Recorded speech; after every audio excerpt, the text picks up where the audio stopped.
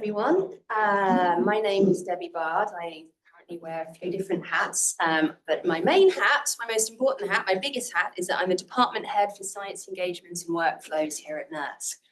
But I also have hats in the Integrated Research Infrastructure Program and in the new American Science Cloud infrastructure.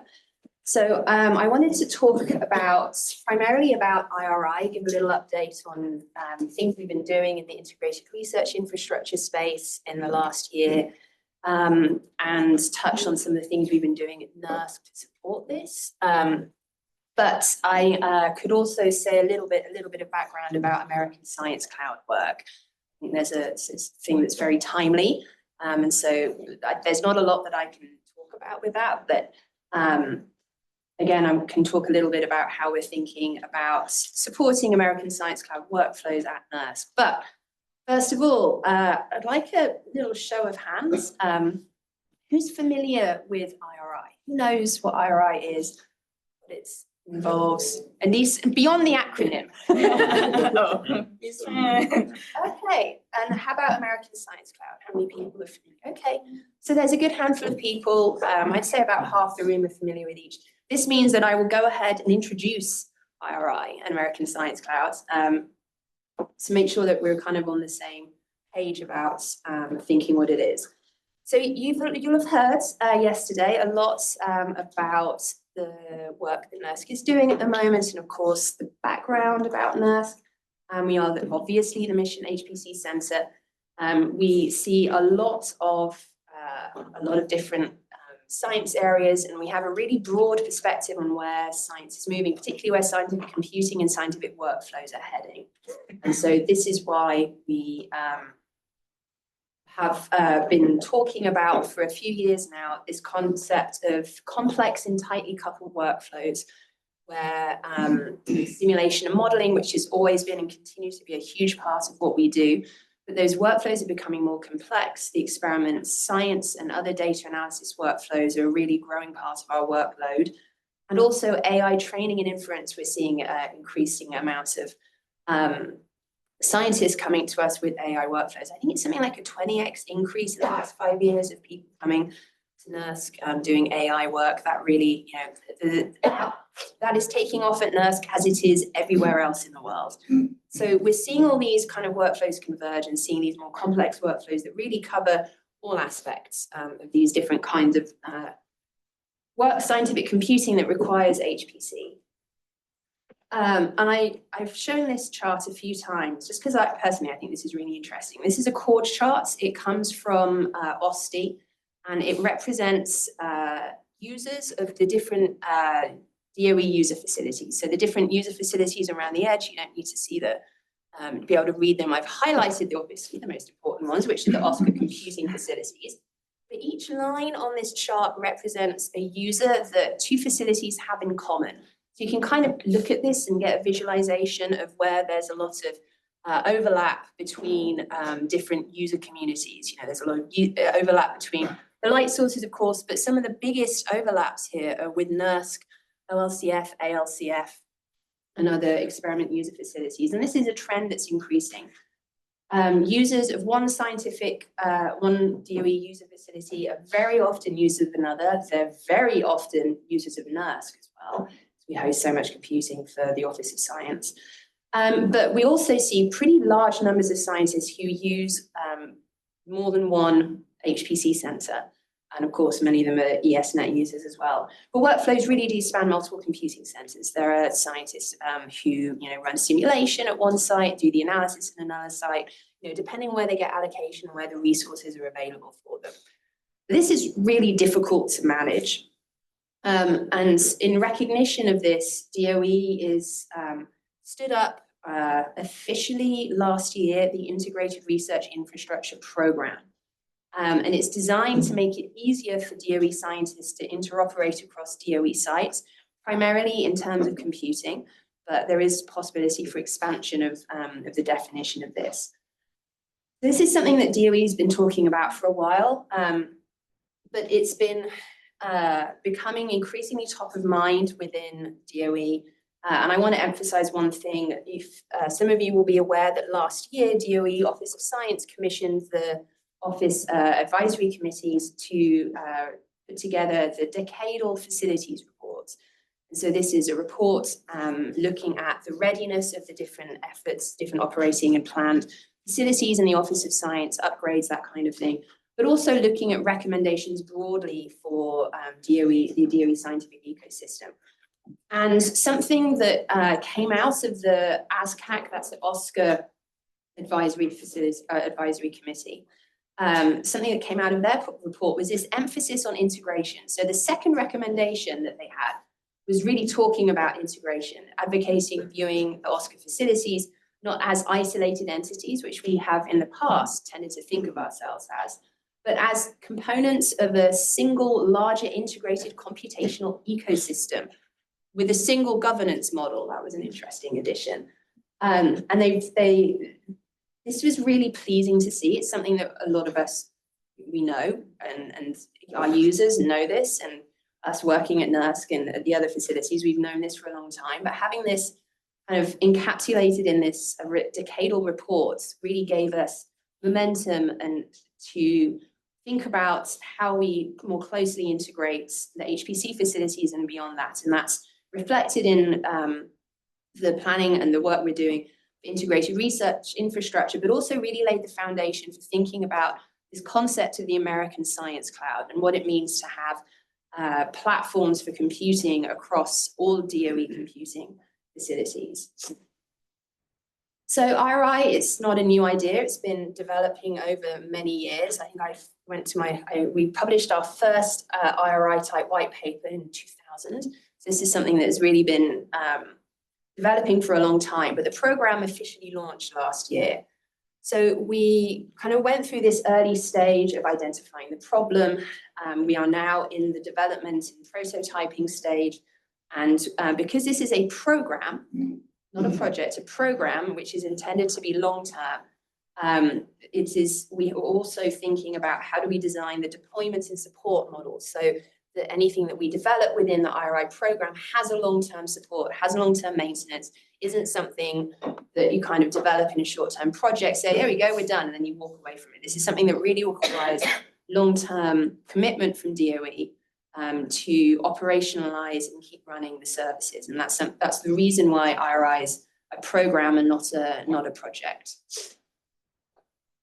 So just to give you kind of a visual idea of what we're trying to achieve with IRI, someone at a meeting we had a couple of years ago made the statement that in an IRI, simple things should be simple and complex things should be possible. And we've kind of taken that as our guiding principle for how we're thinking about this. So if you come into work at NERSC, you're all familiar with this.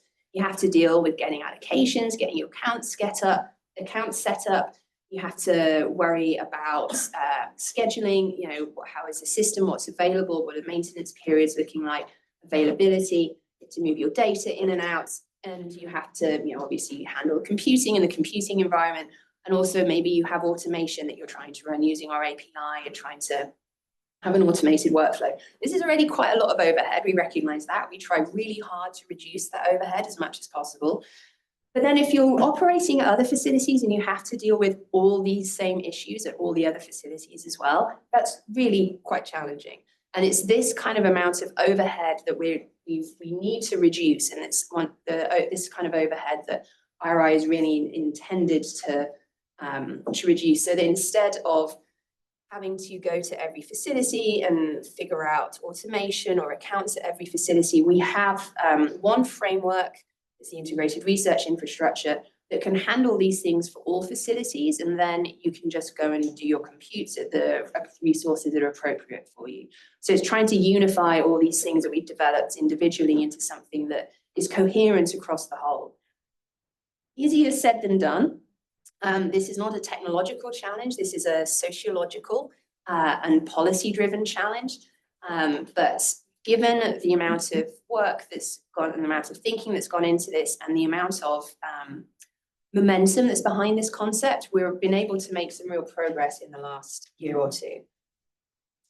So what does this mean? Well, another analogy we use is that we say that IRI is creating an operating system for the DOE ecosystem. It layers on top of existing facilities. It is not mandating that every facility uses the same hardware and uses the same software frameworks and uses, all we're not looking for uniformity, because that is contrary to the mission of the DOE facilities. Every facility has its unique mission, has its unique resources, but adaptation is required by the facilities to support the frameworks and standards that IRI is developing. So there's a few different ways, that we're looking at this software deployed across facilities to provide common interfaces, and I'll talk about that more in a moment, but common interfaces and services, so there's less overhead, for example, in trying to use Jupyter at one site or another. It should be a familiar environment that might be implemented differently in the back end, but has a familiar kind of, so you lower the barrier to starting up at the different sites. Policy alignment is obviously a huge thing. And this is something that goes beyond the facilities. It goes beyond the Office of Science, actually. That's something that we've really been learning in the last year, is if we want to change how we handle, for example, user agreements, and some of the other policies that are set by our site offices. That's outside the purview of the Office of Science, but we've been able to start to make some progress in how understanding how we can update those and who needs to have the authority to change some of the agreements that we have that make it really challenging for people to operate across sites. If we want to unify this, then really change has to come from a very high level. But there are other policies that are local that we can update and adapt to, just again, to make it easier for people to interoperate.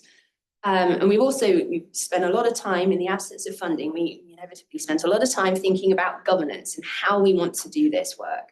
It needs to be open and transparent. We're going to have best practices and standards. And how do we do that? We've thought about quite a lot, and how do we iterate this with our user communities? So this is all on a basis, a strong foundation of coordinated engagement. We need to understand requirements. I think we understand pretty well what requirements were like 2 years ago, perhaps, because that's when we last had these detailed conversations. But we need to have continued and updated conversations with science teams, with other facilities, with users, to co-design solutions and develop best practices. And we're in the middle of that iterative co-design process right now, the multi-facility API development. But these are this year, this is what we're starting to build. We've been having conversations and have initial models for the multi-year, multi-facility allocation programs. This is something that's going to take a few years to really get implemented, but we've been working with DOE closely to develop a reasonable model for this, which I think we're hoping will eventually take some of the burden off people, because all these things are relatively small individually, but the overhead for all of them, that really adds up. We have designed federated ID design patterns, so sort of thinking about how different facilities are going to implement federated ID, what makes sense, and the kind of best practices and recommendations there. We've also, I mentioned this earlier, we've identified policy changes that are needed across the Office of Science, and we're just very recently, we're starting to take the steps to get those policies changed. In interfaces, I'll talk about this in a little more, but this is where we've been really pushing to make the most progress. We have been designing a minimal functional API that was implemented across sites, and we've made the first steps in actually doing that now, which is exciting. And we have these Pathfinder projects who are really our partners in co-design, who are working with closely to iterate on the first version of the API. Does it meet their needs? What do we need to change? What do we need to update? And how do we then work with them to demonstrate use of this and understand in practice, how do we need to change, design, redesign the functionality? And so just to talk about this a little bit more, we have an interfaces technical subcommittee who's developed the first prototype cross-facility API. And as you can imagine, this took a long time for the team to be able to communicate with each other really clearly about using the same terminology For example, we have now an unauthenticated status API. We've got a specification out there, reference implementations up and running. But even just understanding what does it mean for someone to say, this system is up, system is down. These definitions can be hard to figure out and get agreement on. And so that's where a lot of the work happens. It's not in the technical implementation. It's getting this shared understanding of what are we doing together as OSCO facilities and using the same language. We have authenticated API endpoints that are being fleshed out around job submission, data movement, accounting queries, these kinds of things. These will require authentication to the individual facilities, and we're in the middle of developing that middleware. So to understand how we need to do this. In the absence of kind of global authentication, we need to have an API token system that is can be authenticated at each individual facility. And that's kind of a stepping stone, midway point to developing a true global authentication, which is a little further out, but we're at least moving in the right direction. But one thing I want to emphasize here is that we are well aware that just sitting down in a room with the windows closed and the curtains drawn and saying, yeah, we need a new standard, everything is ridiculous. We are not trying to develop a competing standard. We are adopting standards that already exist. A lot of the work that's being done is clarifying the meaning of some of the terminology, as I was saying just now. And so, you know, you will be familiar with the NERSC API, the Super Facility API. That's extremely mature, very fully featured. That in itself was based on API development work at TAC and at CSCS. So, and there are now APIs. There were also sort of independent APIs being developed at OLCF and ALCF. And what we've done is incorporate and merge all of these. So rather than kind of building something completely from scratch, we've really worked on the prior art and put that together to avoid this problem of creating too many additional standards. Okay, so we are now switched to talk a little bit about how NERSC is translating these requirements into system architecture. You heard a lot about this yesterday in the Doudna talk, so I'm not going to belabor the point too much. But we really, as I said right at the beginning, we really do see how workflows are changing, what our users are doing. And so right from the beginning, we were thinking about architecting Doudna as a system for workflows rather than for individual sort of isolated applications with that acknowledgement. Users want to interact with our systems in new ways. All the things that are features of IRI workflows are going to be fully supported by Doudna and are already well supported by Perlmutter, actually, because a lot of the things that these workflows need are already supported via the Super Facility project work that we did a few years ago. So we're feeling really confident about our ability to support these workflows. We've got obviously work to do, but we think we understand pretty well what's needed, particularly in some of the features we've thought about in Doudna. So, you know, some of these features, again, our performance goal is to increase performance of workflows, not individual applications. So it's really written into the system design. We have hardware diversity to support complex IRI workflows. We kind of understand that a workflow isn't just moving data, doing compute, and then moving data. There's other microservices and kind of databases, workflow management systems that we already support on Spin. And we've been thinking really carefully about how to incorporate that more closely into the system in Doudna, as you heard yesterday. We're designing IRI-ready software and services, APIs for all user functionality. All these services that we've been talking about in IRI can be fully supported. And we do have IRI explicitly in our key performance parameters.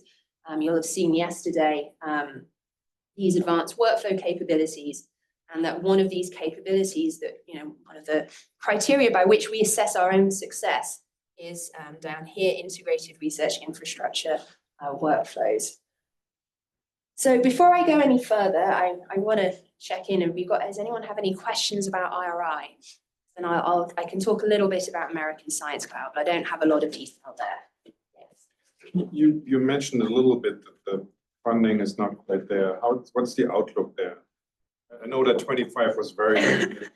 Well, as it happens, we talked to our program managers yesterday, and we are we expect to get the funding, FY25 funding, in the next month. Okay. But then there is also FY26 funding in the budget, and so budget depending, we will have additional money there. So we have priorities for how we want to spend that funding. We want to prioritize developing and implementing the API, because that's something that we hear. We've heard really strongly from all the science teams, all the people we work with, that the two most important things, actually, one is policy, getting federated identity, getting security policies aligned across sites. We're working on it, but that doesn't take a lot of people time, that takes a lot of DOE attention. But the second one is unified interfaces in an API. So we want to move quickly in being able to deploy that. And we are very hopeful that we'll be able to have something, we have demos at supercomputing that'll be, which is only a month away now, but that'll be showcasing the early functionality, and we hope to have within a few months funding. If the funding does come through, then we're prioritizing developing and fully implementing API functionality. Yes. So maybe a little orthogonal, but in the NSF space, there has been the PATH Open Science Grid initiative for a long time. Any plans to integrate with that? Yes, but that's a longer term ambition. It's not just in the NSF space. There's actually within even within the DOE space, outside the Office of Science, some of the other national labs, user facilities have frameworks that we can integrate with internationally. There are many experiments that have international components that already have, I'm thinking of some of the big HEP experiments, they have already infrastructure that fits this. And so we would like to expand to be compatible with work outside of DOE. But first we have to be compatible within DOE. But yeah, we've talked about that. We actually have a discussion about this at supercomputing. Yeah, so one of your most recent slides touched on this, but I think all three of the kind of flagship machines now use each one has a different GPU stack, and that makes it very hard for some of us with limited developers. And so I was encouraged by you saying that, you're gonna try and work on system software that can help us with that. But it sounded like from the panel yesterday that is a stretch goal, at least for Doudna, at least initially. So I don't know, moving forward, is that going to be more and more a priority, or could procurement for N11 be tied with what Argonne and Oak Ridge are gonna do? So one of the barriers to that is that we are supposed to support vendor diversity in the US. And so it is unlikely that all systems will ever have identical architecture. It's not the purpose of the leadership compute facilities. There will always be architectural diversity. Unless something major changes, we don't rule that out.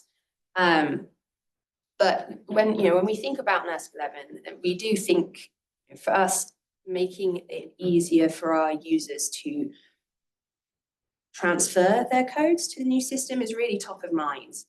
We will push boundaries, but we will not push all the boundaries all at once. And for us, architecture, the node architecture is a really big part of that.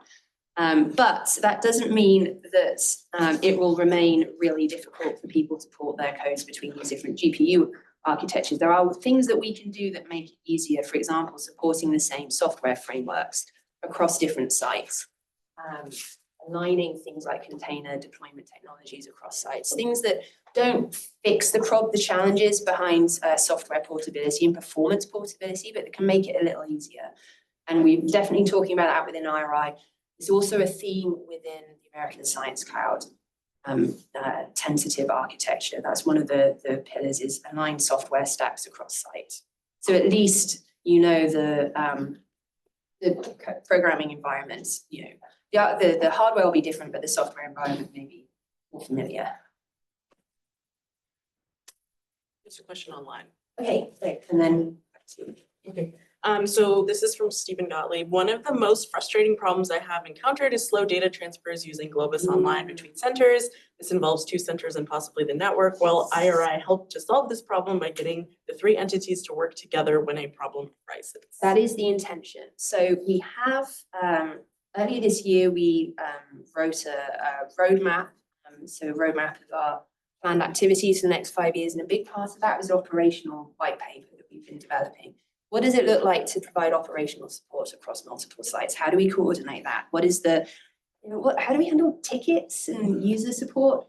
We're not going to have that this year, but we are planning for that in the long term. That is absolutely something that we need to address. Yeah.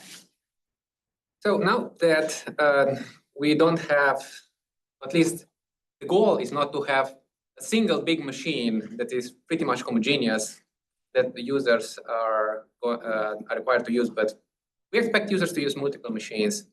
Is there any plans to, or thinking into actually keep all the machines around for longer? Because there is also this trend, if you look at what NVIDIA is coming out, Rubin will probably has less FP64 performance than A100. That's what they're claiming. So for anybody that actually needs FP64, Permata will probably be more efficient, even per watt. So decommissioning it seems sort of a waste. So just as a So I'm thought going experiment. to say a bit, and then I'm going to pass it to Haya, maybe if you want to add anything about the kind of on the vendor side. So the thing that I would say is that we run our GPUs really hard. They're running 24/7 at 95% occupancy rate or something. They're really pushed hard, and so they just wear out. And at the end, that's one of the primary reasons why there's like typically a 5 to 7 year lifespan for these systems, is the hardware just starts failing. We use our systems much harder than most people do, because we have such a big user base, such demand for the resources. They're constantly running, so stuff just wears out. And so we stockpile some amount of replacement parts, but there's a limit to how much we can get. Once the vendor stops selling the pieces, there's not much we can do, and it's very difficult. Yeah, but then it becomes very difficult to maintain, and we can't just put in the newer GPUs and slot them in the same old infrastructure. Like it becomes very difficult to maintain the system over time. So that's really a big challenge. But hey, I don't know if you want to say something about the vendor aspects of this. Or yeah, I mean, there are a couple of things we can say, and I'm actually going to pass it to Jack too, so he can address the FP64 concern. But just that, as much as we want to think we can drive the industry, AI is having the biggest push, right?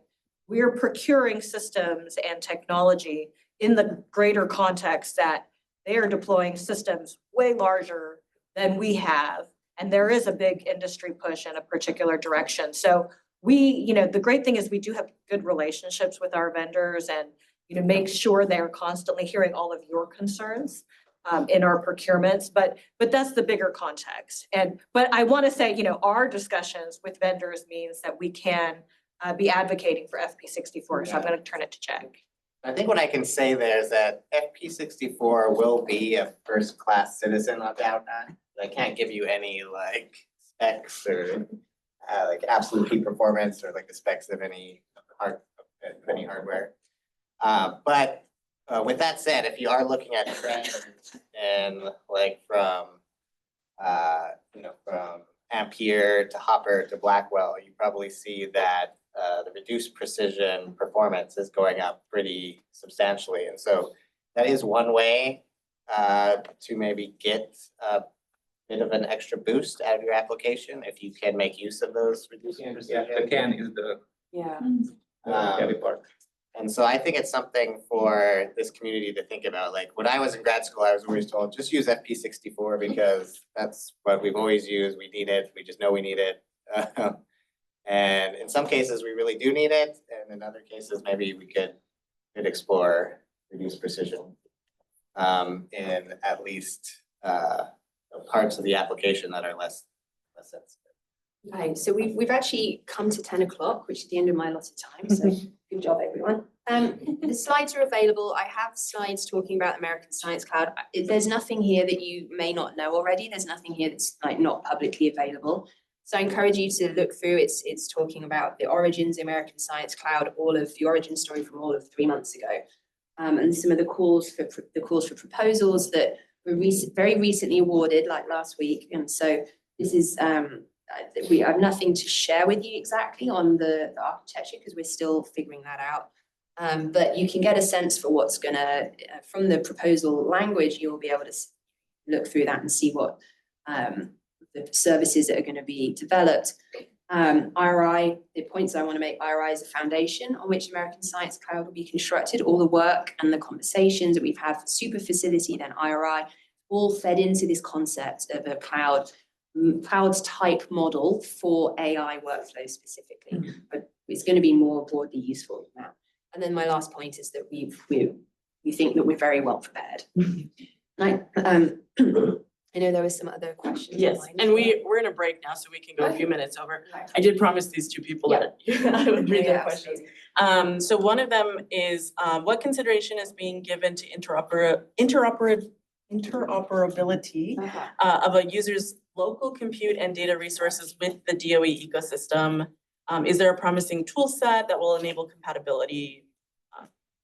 That's a really, really good question. It's not something that we've thought about in detail within IRI, to be honest, but it is on our kind of list of topics that we need to think about.